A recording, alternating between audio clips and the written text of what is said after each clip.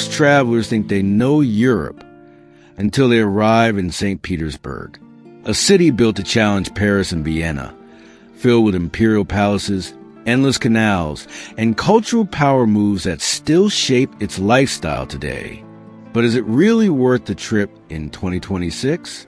I came here to test the luxury, the costs, the transport, the food, the health factor, and the real daily life behind the postcards. And honestly, something surprised me more than expected. St. Petersburg isn't a place you simply check off a list. It's a city that slows you down, forces you to look around, to lift your head, to notice the silence between two steps.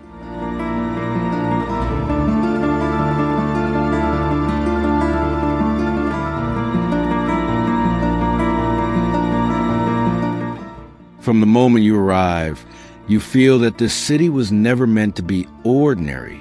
It was designed as a cultural, political, and aesthetic statement aimed directly at Europe.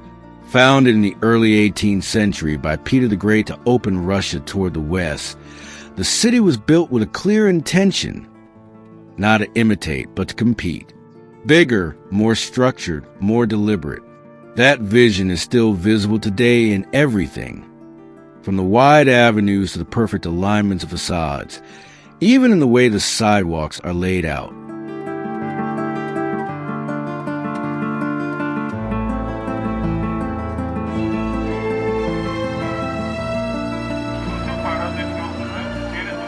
Walking into the Hermitage isn't like entering a traditional museum. It feels more like stepping into a long-term cultural strategy. Millions of artworks displayed inside former imperial buildings, where the architecture itself demands as much attention as the paintings. What stands out isn't only the presence of European masters, but the realization that Russia once invested in art the way countries now invest in technology or finance. If this kind of travel perspective resonates with you, subscribe to the channel, and don't forget to hit like to support the work.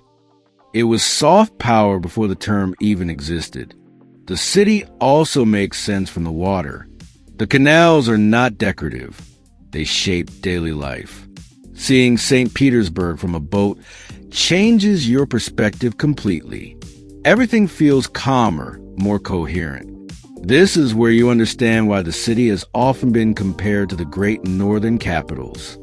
From a high-end travel point of view, it offers a rare luxury today: space, silence, and mental breathing room. Architecturally, the city is a continuous lesson. Cathedrals, public buildings, aristocratic residences. Everything reflects a deep obsession with proportion and detail. Nothing feels accidental. Coming from more chaotic cities, you notice how visual order directly affects stress levels, fatigue, even the way you walk and breathe. Urban design has a real impact on mental health, and St. Petersburg proves it. Then there's that unique period between late spring and midsummer when night never fully arrives. Your body feels slightly disoriented, but the energy is unreal.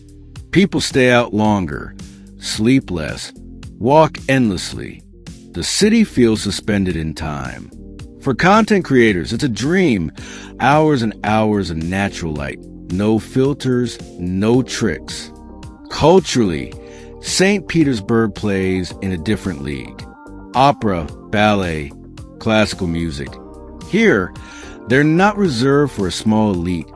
These experiences are part of everyday life. Watching a classical performance in a historic imperial venue changes your relationship with culture. It stops being entertainment and becomes transmission. The palaces outside the city reveal another side: unapologetic luxury. Vast gardens, fountains, gold details everywhere, yet managed with modern efficiency. Digital tickets, clear signage, smooth logistics. Technology here supports history instead of overpowering it. Food is another surprise. You can eat extremely well, whether in traditional Russian restaurants or modern international spots. And compared to other major European cities, prices remain reasonable for quality offered. For frequent travelers, that matters. It's about long-term balance, not one-off indulgence. The locals have a strong connection to their city. There's a quiet pride, never loud, never forced. Many pay attention to how they dress, how they move, how they carry themselves. Visually, the city works perfectly for photography and video, but beyond that, you sense a collective awareness of image and identity. In terms of safety and transport, St. Petersburg is efficient. The metro runs deep, fast, and clean. Apps work well. Getting around is simple, even without speaking a language.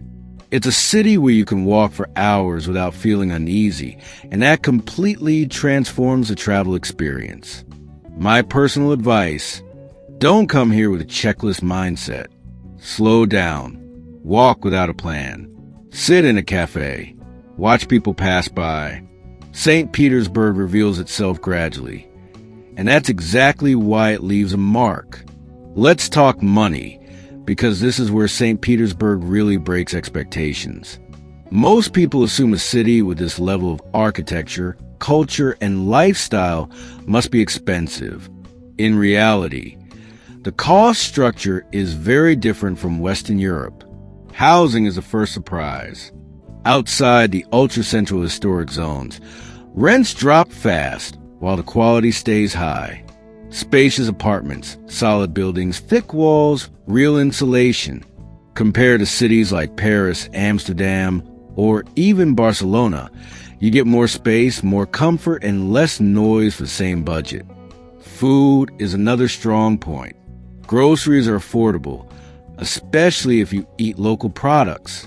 Markets are well supplied, and cooking at home costs noticeably less than in most European capitals. Eating out follows the same logic. You can sit in elegant restaurants with good service without feeling punished by the bill.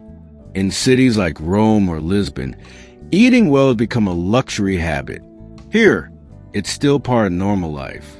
Transport might be the biggest win. The metro is fast, deep, reliable, and cheap. You can cross the city efficiently without owning a car, without stress, and without wasting time.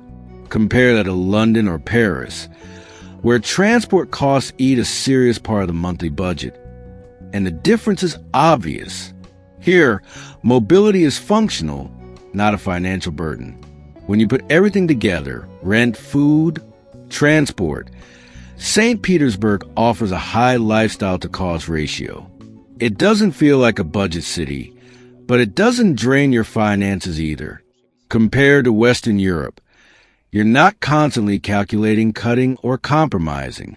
You can live well, not just survive. My personal take: if you're a traveler, a freelancer, or someone thinking long-term, this city makes sense financially. You're not paying for hype, you're paying for substance.